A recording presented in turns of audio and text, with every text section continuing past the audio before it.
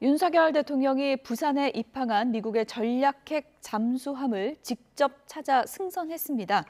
외국 정상으로서는 처음이라고 하는데요. 한미일 외교 움직임과 북한 동향 전문가와 짚어보겠습니다. 양욱 아산정책연구원 연구위원 나오셨습니다. 어서 오세요. 네, 안녕하십니까. 이렇게 승선한 게 외국 정상으로는 처음이라고 하던데 이건 어떤 의미가 있는 건가요? 이 전략 원잠은 예. 결국 미국의 소위 이제 3원 핵전력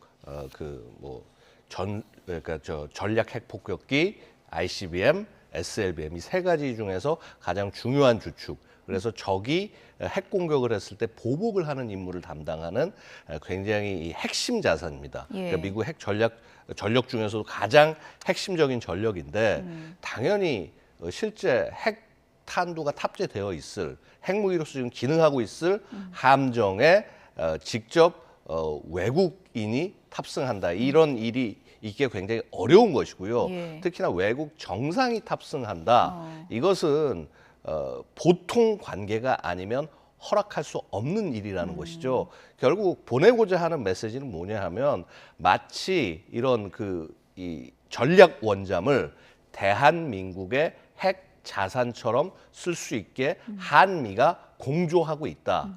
즉 이 전략 원잠에서 발사되는 미사일 발사 결정은 미국 대통령이 내리는 것인데요. 결국 한미의 대통령 간에 이런 그 확실한 어떤 인식의 같은 인식을 가지고 있고 그리고 같이 결정을 내릴 것이다라고 하는 메시지를 전달하는 것이죠. 사실은 이것이 그 18일 날 있었던 NCG 그러니까 핵 협의 그룹의 그 가장 핵심적인 취지이기도 합니다. 예. 즉 미국이 북한에 대한 핵 보복을 결정하는 데 있어서 대한민국의 의지를 충분히 반영을 해서 신속하게 결정할 수 있는 그런 시스템을 만든다. 입항 시점도 의미가 있었던 거군요. 그러니까. 당연히 그렇죠. 예. 왜냐하면 결국 이 잠수함이 작전 중인 잠수함, 지금 작전 중인 것이 들어왔기 때문에 다른 잠수함이 그 임무를 지금 대신해서 또 작전을 하고 있을 예. 것이고요. 그런데 이러한 잠수함을 한반도로 배치를 한다고 하는 것은 결국은 시기를 맞춘 것이다. 우리 NCG 개최하는 시기에 맞춰서 일부러 이렇게 참여하게 미 측이 조정한 것이다. 즉 한미의 확고한 의사를 북한을 포함해서 전 세계에 전달하기 위해서 이렇게 결심한 행동이다. 이렇게 보시면 되겠습니다. 예. 윤석열 대통령이 어제 승선해서 북한이 핵 도발을 한다면 정권의 종말을 맞을 것이다. 이렇게 얘기를 했습니다. 들어보시죠. 우방국 대통령으로서는 제가 처음으로 SSBN을 방문하게 된 것으로 알고 있습니다.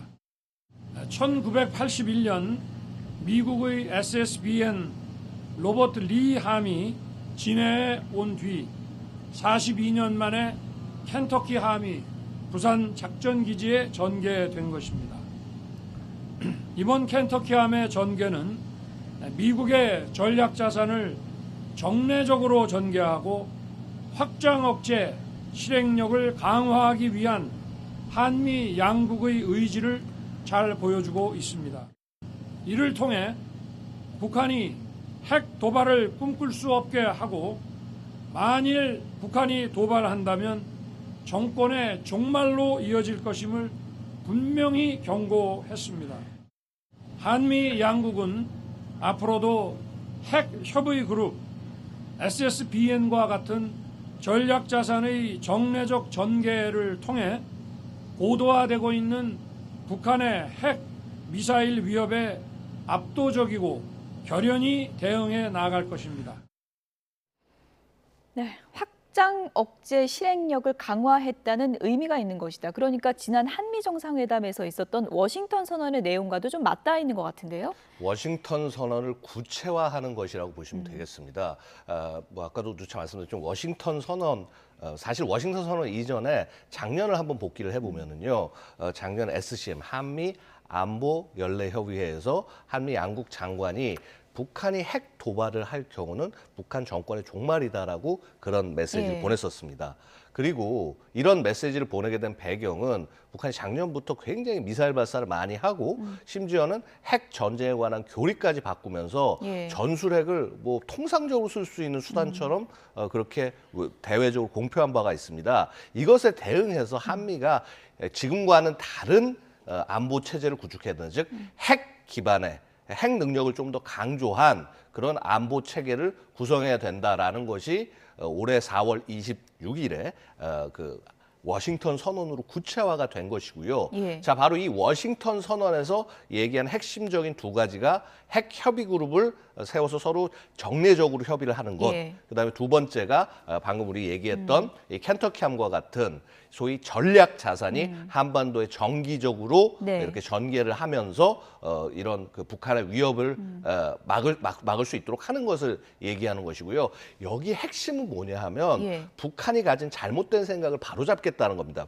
잘못된 생각이 뭐냐 하니 마치 전술핵은 평시에도 쓸 수 있는, 언제든 쓸 수 있는 것과 같은 그런 그 사고를 지금 북한이 심지어는 핵무력 정책법이라는 법으로까지 내놓은 상황이거든요. 이런 것은 절대 용납될 수 없다. 전술핵 공격도 핵 공격이고 그러한 공격이 있을 때는 북한은 아예 소멸을 할 것이다라고 하는 굉장히 강한 메시지를 사실 한미 양국이 전달할 수밖에 없는 상황을 북한이 스스로 만든 겁니다. 그래서 예. 그런 부분에 대해서 실행을 하는 그런 모습을 보여주고 있다. 이렇게 보시면 되겠습니다. 워싱턴 선언은 이제 실천 단계로 들어가는 것 같은데 한미 정상회담에서 워싱턴 선언이 있었고 그리고 NCG 그룹 첫 회의가 있었고요. 외교적 흐름에서 또 한 가지 지금 중요한 내용이 들어온 게 오늘 저희가 앞서서 속보로 좀 전해드렸는데 한미일 정상회담이 다음 달에 열린다고 하더라고요.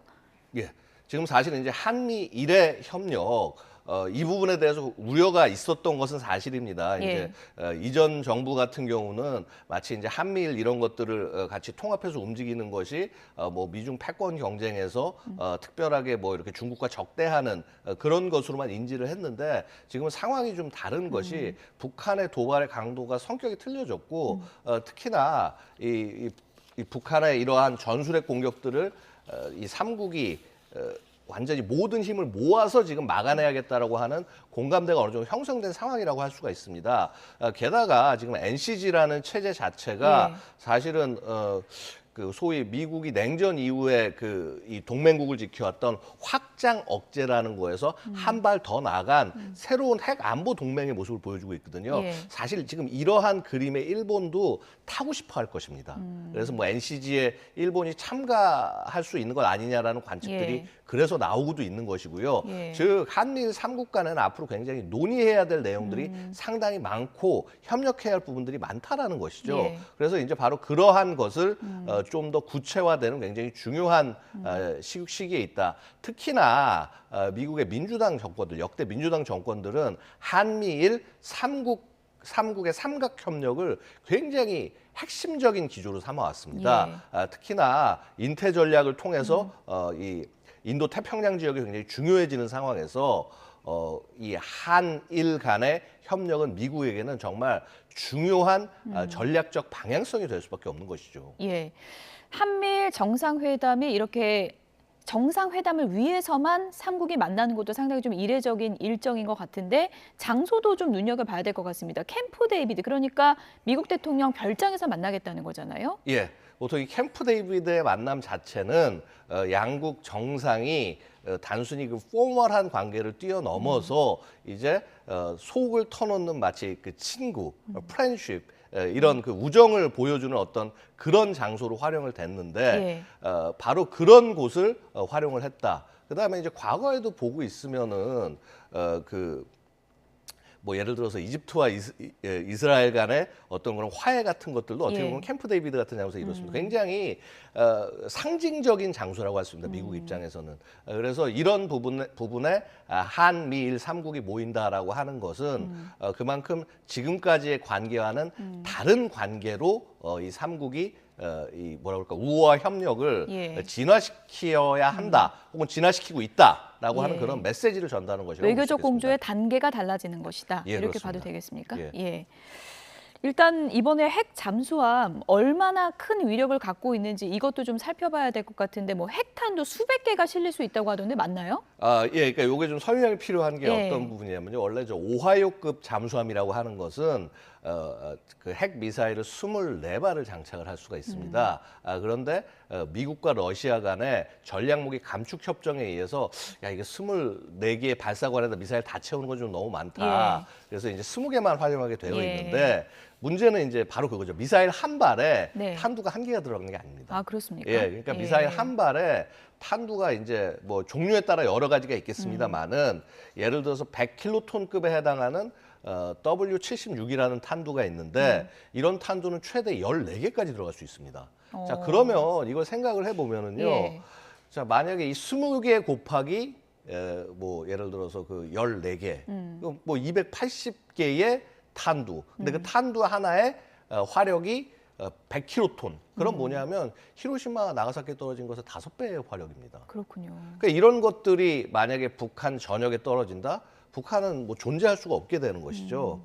그래서 이 결국 이런 전략 원잠 하나가 이렇게 전개하는 것, 뭐 사실 북한뿐만 아니라 이게 공격이 만약에 가능하다면 러시아나 중국 같은 나라 하나를 거의 절멸시킬 수 있는 수준의 화력이라고 볼 수가 있습니다. 예. 그래서 이것이 굉장히 뭐랄까 미국 입장에서도 핵심적인 자산이고 저게 14척밖에 없습니다. 14척밖에 예. 없기 때문에 실제 이 어떤 로테이션 같은 걸 생각하면은 전 세계에 통상 2개에서 3개 정도의 잠수함이 언제나 바닷속에 이렇게 전개돼 있다고 보시면 되는 것이고요. 예. 바로 이러한 잠수함들이 만에 하나 그 미국이라든가 동맹국들이 핵 공격을 받을 경우에 예. 보복을 하고 있는 것이죠. 그러니까 이 대양 속에 숨어 있다 거기서 곧바로 보복할 수 있게 체계를 갖추고 있는 겁니다. 예. 그런 전력 중에 하나가 지금 우리 한국에 도착을 해서 심지어 대통령이 탑승을 했다. 이거는 엄청난 미국 입장에서는 엄청난 신뢰를 보여준 것이다. 핵 운영과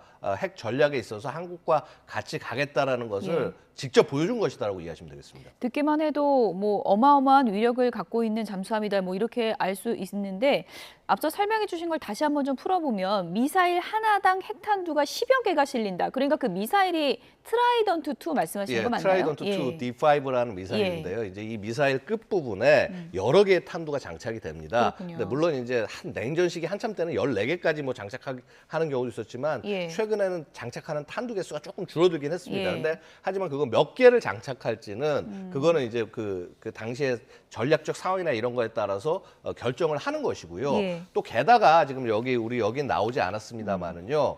이 트라이던트 2의 최신형 탄두로 W76-2라는 탄두가 있는데 이 탄두는 저위력 핵탄두입니다. 핵무기입니다. 그게 뭐냐 하면은요. 5에서 7킬로톤의 파괴력밖에 안 돼 보이지만 이걸로 정밀하게 적의 지휘부를 제압할 수 있다는 것이죠. 그래서 약간 선제 공격을 위해서 사용될 수 있는 그런 능력까지 갖추고 있다. 예. 그래서 이런 능력을 갖춘 잠수함이 배치가 됐다라고 하는 거는 북한에 대한 굉장한 경고라고 말씀을 드릴 수가 있겠습니다. 예. 그런 분위기 속에서 핵 잠수함이 부산에 입항한 시점에 북한이 또 탄도미사일 도발을 했습니다. 그 사거리가 지도로 따져보니까 참 공교롭더라고요. 예, 공교롭다라기보다는 겨냥했다라고 봐야 될 겨냥했다고 겁니다. 봐야 됩니까? 예. 그 평양 순환공항에서 발사를 했고요. 550km를 날아가서 동해상에 이제 착탄을 했는데 네. 자, 그것을 방향을 남쪽으로 돌려서 발사를 하게 되면 부산 한까지 거리가 예. 550km가 그러니까 되는 쏜 거는 것이죠. 지금 빨간색 선 동해상인데 저 거리를 그대로 남쪽으로 옮겨보면 딱 부산이라는 거죠? 바로 예. 그렇습니다. 그리고 특히나 순환공항이라는 것이 핵심인데요. 예. 뭐냐면 보통 북한이 전략무기 실험을 순환공항이라든가 평양 일대에서 많이 합니다. 그게 무슨 의미인고 하니 북한은 지금 핵 개발을 해서 핵탄두를 배치한 초기의 국가입니다. 그렇다고 한다면은요, 이 핵탄두는 김정은이 통제를 하고 있게 되는 것이고, 그러면 평양 쪽에서 주로 발사를 하게 되는 것이죠. 그래서 평양 순안에서 이 단거리 탄도미사일을 쐈는데 그 뭐냐 하면 이 탄도미사일에는 핵이 장착돼서 공격할 수 있다라고 하는 메시지도 같이 담고 있는 것이라고 이해하시면 되겠습니다. 예. 그런데 이 시점에 북한이 탄도미사일 도발을 했다는 거는 우리도 핵이 있다, 뭐 자신감 있다 이런 의미로 봐야 되는 겁니까? 어떻게 읽어야 되는 겁니까? 예, 뭐 일단 그 대응이라고 보셔야 될 겁니다. 지금 별로 북한이 상황이 별로 그닥 유리하지가 않습니다. 아시다시피 북한이 자기가 전쟁에 승리했다고 주장하는 전승절 70주년이 이제 뭐 우리로 치면 정전 기념일이죠. 예. 이날이 이제 지금 뭐 며칠 7월 27일 얼마 남지 않았는데 그에 앞서서 김정은은 굉장히 여러 가지 자신의 성과를 보여주려고 그랬는데 자 보시면은 그 정찰 위성 발사 실패했죠. 예. 자 그다음에 그 실패한 것들이 심지어 대한민국의 수거가 돼서 그래서 이게 이거 별거 없다. 이게 능력이 안 된다라는 것이 군사적 의미가 없다라는 것이 밝혀지고 그야말로 굉장히 커다란 그 상처를 입은 그런 상황입니다. 그렇기 때문에 뭐 ICBM 같은 것들을 발사했는데 거기에다가 지금 한미 양국이 워싱턴 선언을 구체화시켜서 지금 NCG 출범 회의를 하고 그리고 또 전략 원잠이 한반도에 배치되고 바로 이러한 상황에서 김정은은 내가 움츠러들고 있다, 밀려나고 있다라는 모습이 보여지게 되면은 자신의 어떤 집권 능력에 대해서 의문이 생길 수밖에 없게 되는 예. 상황인 것이죠. 그래서 결국 지금 할 수 있는 것이 저런 미사일 발사를 통해서 자신은 여전히 대항할 수 있고 그러한 능력을 가지고 있다라고 하는 그런 메시지를 전달하고자 하는 것으로 보입니다. 예. 남북 간에 그리고 뭐 지금 북미 간에도 지금 긴장감이 최고조로 지금 달한 그런 시점인데 황당한 좀 변수라고 할까요? 주한미군이 월북하는 일이 벌어졌습니다. 지금 미국이 접촉은 하고 있는데 북한이 답을 안 한다고 하거든요. 어떤 속셈일까요? 자, 일단 이 인원 자체를 예. 좀 봐야 될 것 같은데요. 예. 이 병사 자체가 사실 국내에서 굉장히 문제를 많이 일으켰던 병사고 본국으로 송환이 돼서 거기서 이제 모종의 처벌을 받을 수 예. 있는 그런 상황이었는데 폭행 사건도 좀 있었다고요. 그렇습니다. 예, 폭행 사건도 과거에. 있고 그래서 뭐 거의 한 2달 정도 수감을 했다가 풀려난 것으로 알려지고 있습니다. 트래비스 자, 킹이죠. 트래비스 트래비스 킹 킹. 예. 이병. 이 지금 2021년에 입대를 한 인원인데 아직 이병이라는 말은요. 뭐냐 하면은 진급을 했다가 자동적으로 거의 진급이 됩니다. 예, 12개월이 지나면. 아. 그러니까 2병에서 1병으로 진급을 했다가 예. 어떤 뭐 또 뭔가 문제를 일으켜서 아. 강등당한 강등당한 거군요. 그런 병사일 가능성이 상당히 높은 예. 것이고요. 결국 이런 병사가 지금 북한으로 넘어갔고 북에서도 이제 이 병사의 신변을 받아놓고 이제 조사를 분명히 하고 있을 것입니다만은 이것을 어떻게 활용해야 될까 되게 고심을 하고 있을 것입니다. 예. 아마도 이제 북한도 여전히 코로나 국면이기 때문에 네. 이런 외부에서 오는 인원들에 대한 경계감이 지극히 높습니다. 뭐 심지어는 그 북한이 코로나에 관한 프로파간다를 그 뭐랄까 미국과 같은 자본주의 국가들이 이렇게 해서 그 북한을 공격하기 위해서 활용하는 것이다 이렇게 얘기하고 있기 때문에 당연히 저는 이방인에 대한 그 어떤 관리 이런 것들이 막 격리하에서 굉장히 좀 엄중하게 관리하고 있을 거라고 생각이 되고요. 예. 그다음에 이 인원을 어떻게 활용을 할 것이냐 이 부분을 놓고 분명히 고민을 할 겁니다. 뭐 여러 가지 방법이 있겠죠. 뭐 과거 같은 경우 보면은 1960년대 같은 경우에 미군이 한 4명 정도가 거의 유사한 시기에 북한으로 이제 이렇게 도망을 간 적이 있는데 월북을 한 적이 있는데 이 사람들은 북한 정권에서 받아들이면서 프로파간다의 도구로 활용했습니다. 체제 선전에 예, 활용했다. 체제 선전의 도구로 예. 활용해서 뭐 예를 들어서 영화나 이런데 이제 뭐 미군 악역으로 뭐 아. 출연한다거나 그러면서 이제 이렇게 활동을 한 적이 예. 있었는데 결국 뭐 이 병사도 그렇게 활용을 할 것이냐 아니면은 지금 뭐 전혀 이제 미국과 대화가 진행이 안 되는 그런 국면에서 이 병사를 어떠한 이 대화와 협상의 카드로 활용할 것이냐 뭐 여러 가지 선택지들이 있을 것입니다. 예. 상황 조금 좀 지켜봐야 될 거로 그러니까요. 여러 가지 시나리오가 지금 가능한 상황인데 2018년 당시를 좀 떠올려 보면 당시에 폼페이오 미 국무장관이 이제 북한의 평양에 가서 억류됐던 이제 미국인들을 이제 구출하는 그런 모습도 연출이 됐고 그걸 계기로 또 이제 북한과 대화가 이제 물꼬가 좀 트이는 계기가 됐었는데 이번엔 그런 게 연출되긴 좀 어려운 상황일까요? 그 부분은 예. 사실은 이제 그 당시에는 어떻게 보면 미국과 북한 사이에 북한 자체가 협상을 할 준비가 되어 있는 상황이었다고 말씀드릴 예. 수가 있고요. 지금 같은 경우는 조금 그때와는 전략적 상황이 다르긴 합니다. 그래서 만약에 지금 대화를 할 경우는 북한이 상당히 불리한 상황에서 대화를 해야 되는 그런 측면도 분명히 존재하기 때문에 예. 반드시 그렇게 폼페이오 방북과 같은 상황이 펼쳐지긴 쉽지 않다. 근데 하지만 그렇다고 해서 대화가 전혀 없을 것이냐? 그렇진 않을 수 있다. 되려 한미 양국이 뭐 혹은 일본까지 가서 손을 잡아서 압박을 가한다면 예. 되려 그런 상황에서 우리에게 유리한 조건의 대화도 가능할 수 있다 이렇게 말씀드릴 수 있습니다. 미 언론인 CNN에서는 또 이런 우려도 하더라고요. 아무리 좀 뭐 낮은 계급이긴 하지만 미국의 군사 정보를 조금이라도 넘길 가능성이 있다. 이런 우려도 현지에선 있다. 이런 걸 보도했더라고요. 뭐 사실은 뭐 그런 문제들부터 시작해서 여러 가지가 있습니다. 뭐 당연히 군 관련된 인원이 갔을 때는 정보 유출의 위험은 뭐 상존하는 것입니다. 근데 그럼에도 불구하고 뭐 저 병사로 인해서 엄청난 기밀이 유출될 가능성은 그닥 있어 보이지 않고요. 예. 이제 다만 이제 미국 입장에서는 특히나 미국 민주당 정권 같은 경우에는 과거 보면은 그 아프가니스탄에서 그 탈영을 해서 탈레반에게 잡혀있던 병사를 어떤 식으로든 데려왔거든요. 전쟁 상황에서도 예. 그런 어떤 그 국가적인 원칙이 있기 때문에 결국은 저 병사의 그 신원을 돌려받기 위해서 범정부적인 노력은 펼칠 것이 분명합니다. 예. 주한미군의 자진월북이라는 게 참 이례적인 일이라서 북한이 또 어떤 카드로 대응할지 좀 지켜보겠습니다. 지금까지 양욱 아산정책연구원 연구위원이었습니다. 고맙습니다. 감사합니다.